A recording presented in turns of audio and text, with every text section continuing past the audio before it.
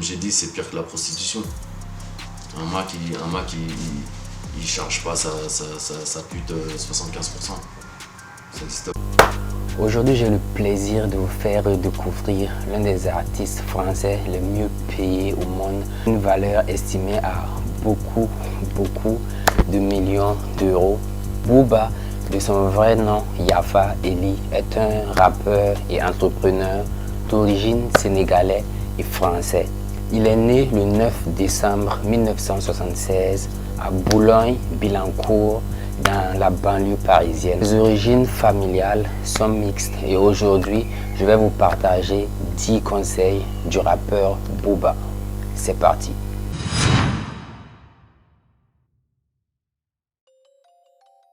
Futur, j'ai appelé l'album Futur parce que c'est un peu notre état d'esprit. C'est-à-dire qu'on essaie de toujours être en avance sur les autres et pas vraiment suivre la tendance. Enfin, être dans la tendance, mais le faire à notre sauce et essayer d'apporter notre touche personnelle, quoi. Ouais, je parle beaucoup de mon entourage et de... Parce que Booba, c'est une entreprise, c'est pas... Je me suis pas fait tout seul, c'est une bande, c'est des amis, des frères. Et puis le côté business aussi, je suis entouré de personnes qui me sont très importantes et qui m'aident à traverser tout ça, quoi. Et de Brahms, bien sûr, qu'on a perdu il y a presque 2 ans. Et qui, voilà, il est dans notre cœur, dans nos têtes, et on en parlait quand de son présent, et on en parle aujourd'hui, on en parlera toujours. Comme je dis dans la chanson dans Caramel, heureux malheureux, je pense à lui, ça veut dire quand je réussis quelque chose, j'ai une pensée pour lui, quand je suis malheureux, j'ai une pensée pour lui, il est toujours présent. Bah, Chris Macari, c'est pas que je suis maqué avec Chris Macari ou qu'il est maqué avec moi, mais je pourrais me diversifier de temps en temps, mais d'une. Désolé de te stopper, j'espère que la vidéo te plaît. Si c'est le cas, n'oublie pas d'appuyer sur le pouce en l'air à gauche et le petit triangle rouge à côté du profil pour t'abonner à la chaîne. Je te laisse 3 secondes pour le faire. C'est bon? Merci. Il y a peu de réalisateurs en France qui me font kiffer, voire aucun. Et de deux, je m'entends très bien avec lui. On se connaît, on a la même culture musicale, audiovisuelle, on se comprend très bien. C'est quelqu'un en qui j'ai entièrement confiance. Donc on change pas une équipe qui gagne tant que... Et puis ça nous permet, c'est un peu comme si on faisait le clip à deux, bon, c'est plus lui que moi, mais on s'échange les idées, on communique. Et, avec lui, je sais où je vais et je suis pas inquiet, quoi. Je comprends que les femmes de la première heure soient bloquées sur mes premiers albums, comme il y a des fans de rap aujourd'hui qui sont bloqués sur Mobb Deep et Wu-Tang et qui n'arrivent pas à écouter d'autres choses que ça. Donc voilà. Après, tu sais, la musique, c'est à la base, comme je dis, la musique, je la fais pour moi. Que quand je mets le son à fond dans ma voiture, faut que je kiffe. Si je kiffe moi, je suis en paix avec moi-même, je me reconnais. Je suis fier de mon produit. Après, je le balance, je peux le défendre. Et j'assume totalement. Après, ça plaît pas. C'est pas moi qui décide. Booba, c'est toujours une continuité. Mon public, il sait que quand je dis depuis le Crimpé, zéro défaite, c'est tu m'écoutes aujourd'hui, t'écoutes Cash Flow ou t'écoutes un morceau d'avant, tu sens que c'est moi, quoi. Donc après, ce qui change, c'est la forme, c'est les prods, c'est l'évolution. Des prods actuels, des prods peut-être ni actuels, ni futurs, ni passés, des trucs un peu space. Donc il y a un peu de tout, hein. Niveau flow, je m'adapte au son que j'ai reçu, donc il y a des trucs chantés, il y a des trucs flow bien racailleux, des flows rapides, il y a un peu de tout en fait. Il n'y a pas de calcul, je fais au feeling. La concurrence c'est important parce que le rap c'est du sport, donc si t'as pas d'adversaire, si t'as personne à battre, tu te fais chier, quoi. Mais après, moi je sous-estime personne, donc toute personne qui sort un album est susceptible d'être une potentielle concurrence, mais on va dire aujourd'hui, le record à battre c'est Sexion d'Assaut, hein. En termes de en termes businessment parlant, en termes de vente. Après, sinon, derrière, il faut que... Il n'y a pas grand monde, je pense. Celui qui va détrôner 9-2, il est pas encore prêt. Peut-être qu'il est là quelque part en train de travailler, mais je pense que je le connais pas encore.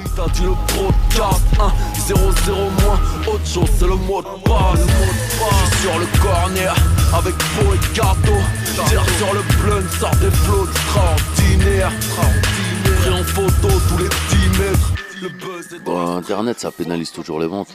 Après, je suis habitué, le leak, n'importe quel album, surtout de rap, une semaine avant, c'est sûr qu'il est sur le net. Mais les précédents, c'était pareil. Donc je suis habitué, en fait. Je savais que lundi, il y avait de fortes chances pour que l'album soit sur le net. Après, je pense que si ton album est bon, ça vendra quand même. Bien sûr, Internet, que ce soit leaké ou pas, Internet, ça handicape. Parce que même s'il n'est pas leaké, même le jour de la sortie, les gens sont pas obligés d'aller l'acheter. Ils peuvent aussi le télécharger, donc ça change pas grand-chose. C'est juste Internet en général qui nique le business. Non, j'apprends pas, au contraire. Pas de stress? Non, plus excité qu'autre chose. On est dans le rendez-vous, c'est votre première fois au rendez-vous, donc je vais vous expliquer un petit peu. Dans le rendez-vous, on se dit tout, sans langue de bois, on est très cool, décontracté. On vous a vu arriver presque en chef de tribu ou en chef d'entreprise, vous étiez entouré d'une quinzaine de personnes. Ça se passe comme ça, vous êtes toujours entouré? Ouais, depuis que j'ai commencé le rap, même avant le rap, toujours entouré. C'est plutôt le chef de tribu ou le chef d'entreprise en fait? Est-ce que chaque personne a un rôle, un poste? Déjà, c'est pas une tribu. Non, c'est une famille. C'est plus une famille, c'est 9-2i. Entrepreneur, chef, je suis pas vraiment chef parce qu'il y a plusieurs personnes qui travaillent avec moi, donc c'est toute une équipe. On est tous des chefs en fait, plus ou moins. Vous êtes un artiste très prolifique. Premier album en 95, sorti de l'ombre avec le groupe Lunatic et plus d'une dizaine d'albums entre mixtape et album solo. Vous êtes un boulimique de travail, Booba? Moi, tous les jours, je reçois des instrus, des sons, j'écoute le rap, la musique, j'en écoute tout le temps, ça fait partie de ma vie, donc tous les jours je travaille. Là, j'étais dans l'avion, j'ai écrit un texte. Qu'est-ce qui vous inspire justement dans la vie de tous les jours? C'est la musique avant tout déjà. Et ensuite, chaque instru, quand j'écoute un instru, ça me crée un déclic, ça me met dans une certaine ambiance et ça me fait penser à certaines parties de mon vécu ou ça me donne envie de parler de tel ou tel sujet ou c'est vraiment au feeling quoi. Je fais pas vraiment de calcul quoi. Je me dis pas bon allez c'est tel album, je vais développer tel ou tel thème, je suis freestyle, moi je sais pas. Mais justement, votre dernier album Lunatic cartonne, il est sorti en 2010. On l'a dit, hein, Lunatic c'est le nom du premier groupe dans lequel vous avez sorti votre premier album. Vous appelez votre dernier album solo Lunatic, est-ce que c'est un retour aux sources? C'est un retour aux sources en quelque sorte, c'est surtout par rapport au niveau business qu'aujourd'hui, mon premier groupe Lunatic c'était vraiment... en indépendant, on ne passait pas sur les grosses radios, on faisait vraiment nos trucs nous-mêmes. Et là, en 2011-2010, je suis un peu au même stade, je suis revenu en... On va en discuter de cet aspect très particulier de la carrière de Booba, puisque en constatant et en regardant, en observant votre carrière, on se rend compte que votre carrière, vos heures de gloire ne correspondent pas aux heures de gloire du rap français, puisque dans les années 95, le rap français était au top, au sommet. Aujourd'hui, l'industrie de la musique, du rap est plutôt en berne, alors que vous êtes disque de platine sur votre dernier album. On a l'impression que c'est la construction d'une carrière tout au long de ces années. En fait, j'ai fait les choses tout seul, sans à contre-courant, on va dire. J'ai toujours été un peu le vilain petit canard, que ce soit Booba en solo ou avec mon groupe à l'époque. On a toujours eu les portes fermées, donc malgré nous, on a fait les choses nous-mêmes. Ce choix de l'indépendance, c'est ce qui explique cette carrière? Plus ou moins, ouais. C'est ce qui explique notre authenticité et qu'on n'a jamais travesti notre musique ou cette intégrité, jamais fait de calcul, jamais d'autocensure. On a toujours fait la musique qu'on aimait. Peu importe qu'on nous joue à la radio ou pas, peu importe qu'on nous aime aux maisons de disques ou pas, on a fait ce qu'on aimait. Et justement, est-ce que c'est le système qui vous a rejeté ou c'est vous qui avez rejeté le système? Est-ce que vous n'êtes pas en marge du système parce que c'est un choix ou parce que justement on ne voulait pas de vous au début? En fait, c'était un choix. Est-ce que vous étiez visionnaire en gros? Parce qu'aujourd'hui c'est payant. On a voulu utiliser ce système tout en restant en marge du système, Ouais. si ça veut dire quelque chose. Si, C'est-à-dire tout à fait. qu'on a essayé d'aller en maison de disques, mais on n'avait aucune intention de les écouter, de changer notre musique et d'écouter ce qu'ils allaient nous dire. Sauf que les maisons de disques, elles nous ont en quelque sorte rejeté, ou alors elles auraient accepté de travailler avec nous à condition qu'on change nos propos, qu'on adoucisse un peu nos paroles. Espèce etc. de censure que vous avez refusée. En fait, de toute façon, on est en France, en maison de disques, j'estime qu'il n'y a pas de directeur artistique qui connaît quelque chose au rap. On a un peu tout ce qui se passe et moi j'ai pas de diplôme, j'ai rien entre les mains. Tout ce que j'ai c'est ma musique, mon physique, ma voix. Donc quand j'ai vu que j'ai toujours aimé m'habiller, même avant de rapper. J'étais toujours, il y a des marques avant, Karl Kani, Cross Color, je pouvais être habillé tout en vert, dans toutes les couleurs. J'ai toujours aimé la mode. Donc quand j'ai fait du rap et que j'ai commencé à avoir du succès, j'ai vu que par exemple aux États-Unis, des gens comme P. Diddy ou Jay-Z créaient des marques de vêtements et que ça marchait.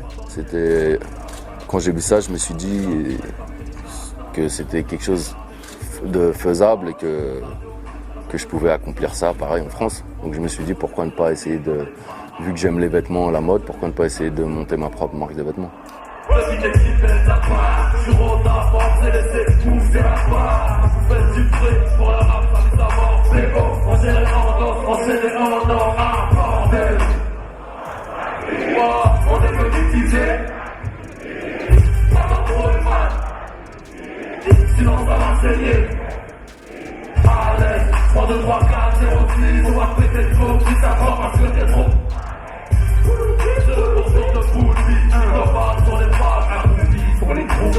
Vous venez de découvrir 10 conseils du rappeur Booba.